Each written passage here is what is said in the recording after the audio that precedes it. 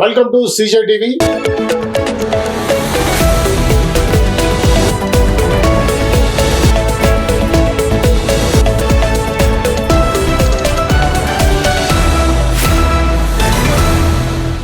మనతో పాటు ఉన్నారు చందు జనార్దన్ గారు. వెల్కమ్. నమస్తే అండి. ఇక్కడ చూడండి, నరేందర్ సరెండర్. ట్రంప్ ఆదేశించారు, ప్రధాని మోడీ ఆపేశారు. పాక్తో కాల్పుల విరమణపై రాహుల్ విమర్శలు. కొద్దిగా ఒత్తిడి తెస్తే చాలు బీజేపీ ఆర్ఎస్ఎస్ నాయకులు లొంగిపోతారు. స్వాతంత్రోద్యమ కాలం నుంచి అంతే.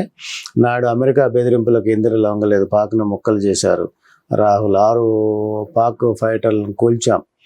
ఒక C-130 2 నిఘా విమానాలు కూడా, 30 పైగా క్షేమకులు గాలిలోని ధ్వంసం, పెద్ద సంఖ్యలో డ్రోన్లు కూల్చివేత. ఆపరేషన్ సింధూర్ డేటాపై రక్షణ శాఖ ఇండియా టుడే కథనం.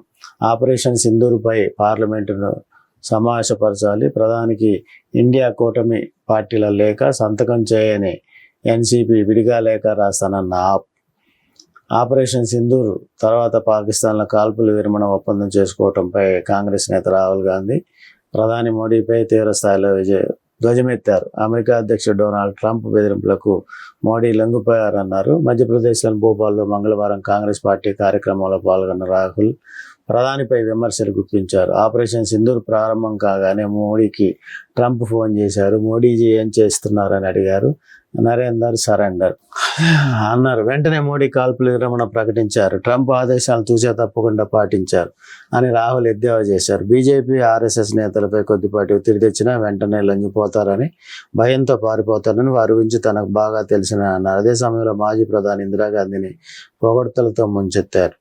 అమెరికా బెదిరింపులను సైతం లెక్క చేయకుండా ఇందిరాగాంధీ హయాంలో 1971లో పాకిస్తాన్ను భారత్ విచ్ఛిన్నం చేసింది. అగ్రరాజ్యాలకు తల వంచకుండా పనిచేసింది.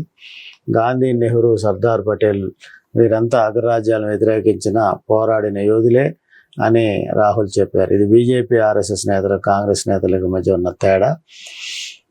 భారత స్వాతంత్రోద్యమ సమయం నుంచి అంతేనని, వారికి లొంగిపోతూ లేఖలు రాయటం అలవాటును వ్యాఖ్యానించారు. కొద్దిపాటి ఒత్తిడి తెచ్చినా లొంగిపోతారని, అది వారి నైజమని విమర్శించారు. కాంగ్రెస్ పార్టీ ఎన్నటికీ లొంగిపోదని అన్నారు. కాంగ్రెస్ నేతలంతా పోరాట యోధులని చెప్పారు.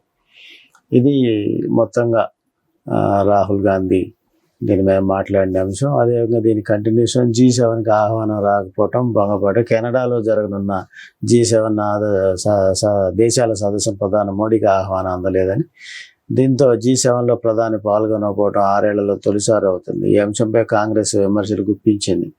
America, France, Britain, Japan, Italy, కెనడాతో పాటు జర్మనీ అధినేతలు G7 సదస్సులో పాల్గొనున్నారని, వీరితో పాటు బ్రెజిల్, మెక్సికో, దక్షిణాఫ్రికా, ఉక్రెయిన్, ఆస్ట్రేలియా దేశాలకు ఆహ్వానం అందిందని కాంగ్రెస్ ప్రధాన కార్యదర్శి జయరాం రమేష్ అన్నారు. 2014కు ముందు G8కి ఉండేదని, నాటి ప్రధాని మన్మోహన్ అప్పట్లో ఆహ్వానం అందేదని, 2014 తర్వాత ఆ సాంప్రదాయం కొనసాగినప్పటికీ 6 ఏళ్ల తొలిసారి మన ప్రధానికి ఆహ్వానం అందలేదన్నారు. ఇలా ఎలా చూసినా దౌత్యపరంగా ఇదో భంగపాటని చెప్పారు. అయితే G7 సదస్సుకు ఆహ్వానం అందినా ప్రస్తుత పరిస్థితుల్లో ప్రధాని మోడీ హాజరయ్యే అవకాశం లేదని సన్నిహిత వర్గాలు పేర్కొంటున్నాయి. ప్రస్తుత కెనడాతో నెలకొన్న పరిస్థితుల నేపథ్యంలో మోడీ అక్కడికి వెళ్ళకపోవచ్చు అనే వాదన ఉన్నారు. ఇందులో ముందుగా చూసినట్టయితే నరేందర్ సరెండర్ అనే అంశం, రాహుల్ గాంధీ, కాంగ్రెస్ పార్టీ మొత్తంగా సింధూర్ సంబంధించిన అంశంలో ప్రధానమైన విమర్శలు చేస్తూ ఉన్నారు. ఏదైతే పాకిస్తాన్తో యుద్ధం ప్రారంభమైన నేపథ్యం, అదేవిధంగా సింధూర్ ఆపరేషన్ 1 సందర్భంలో భారతదేశం అంతా అన్ని రాజకీయ పార్టీలు కేంద్ర ప్రభుత్వానికి మద్దతు ఇచ్చాయి, యుద్ధానికి మద్దతు ఇచ్చాయి. అదేవిధంగా భారత ప్రభుత్వం ఎటువంటి నిర్ణయం తీసుకున్నా దానికి సంబంధించి పూర్తి స్థాయి మద్దతు భారతదేశంలో అన్ని రాజకీయ పక్షాలు మద్దతు ఇచ్చాయి.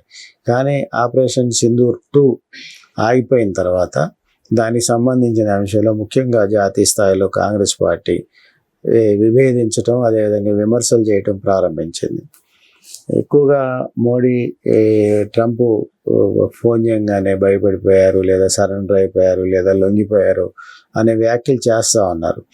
అయితే మొత్తంగా చూసుకున్నట్టయితే కాంగ్రెస్ పార్టీ చేసే విమర్శలు అంటే బీజేపీనో లేదంటే నరేంద్ర మోడీనో చేసే విమర్శలు కావు ఇవి. భారతదేశం పట్ల చేసే విమర్శలు, భారతదేశాన్ని అవమానిస్తుంది కాంగ్రెస్ పార్టీ అనే విమర్శలు బీజేపీ పార్టీ చేస్తూ ఉంది. ఎందుకంటే దేశ భద్రతకు సంబంధించిన అంశంలో పాకిస్తాన్ మీద యుద్ధం ప్రకటించింది. దాని మీద త్రివిధ దళాలు ముందుకు పోయి వాళ్ళ స్వతంత్ర నిర్ణయంతో పూర్తి స్థాయి అధికారాలు కట్టబెట్టిన నేపథ్యంలో వారు ఏ విధంగా ముందుకు పోయినా దానికి కేంద్ర ప్రభుత్వం పూర్తి స్థాయి అండగా ఉంటుంది, ఆ నిర్ణయానికి కట్టుబడి ఉంటుంది అని చెప్పి వాళ్ళకి సర్వ హక్కులు ఇచ్చిన నేపథ్యం ఉంది. కానీ ఇప్పుడు కాంగ్రెస్ పార్టీ జాతీయ స్థాయిలో అన్ని రాష్ట్రాల్లో కూడా సింధూర్ ఆపరేషన్కి సంబంధించిన అంశంలో విమర్శలు చేస్తూ ఉంది. ఎందుకు చేస్తూ ఉంది అని చూసుకున్నట్టయితే మనం సింధూర్కు సంబంధించిన అంశంలో దేశంలో అన్ని వర్గాలు కింద స్థాయి నుంచి కూడా రోడ్ల మీదకి వచ్చి త్రివిధ దళాలకి మద్దతు తెలపటం, నరేంద్ర మోడీకి హర్షం వ్యక్తం చేయటం, ధన్యవాదాలు తెలపటం, సెల్యూట్ చేయటం ఇదంతా కూడా కొనసాగింది.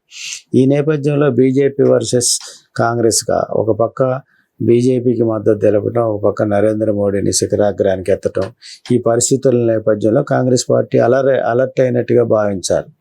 ఎందుకంటే కొన్ని చోట్ల ఎన్నికలు ఉన్న నేపథ్యం ఉంది.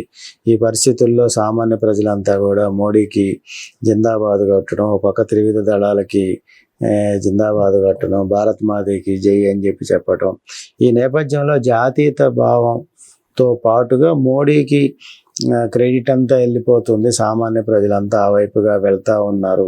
అన్ని రకాల ప్రజలు, అన్ని రంగాల ప్రజలు మోడీ పట్ల ఆకర్షితులు అవుతున్నారు. కాబట్టి ఈ విమర్శలు చేస్తూ ఉన్నారు రాహుల్ గాంధీ కానీ, కాంగ్రెస్ పార్టీ జాతీయ స్థాయి నాయకత్వం కానీ, కింది స్థాయి నాయకత్వం కానీ అనే విమర్శలు బీజేపీ చేస్తాం.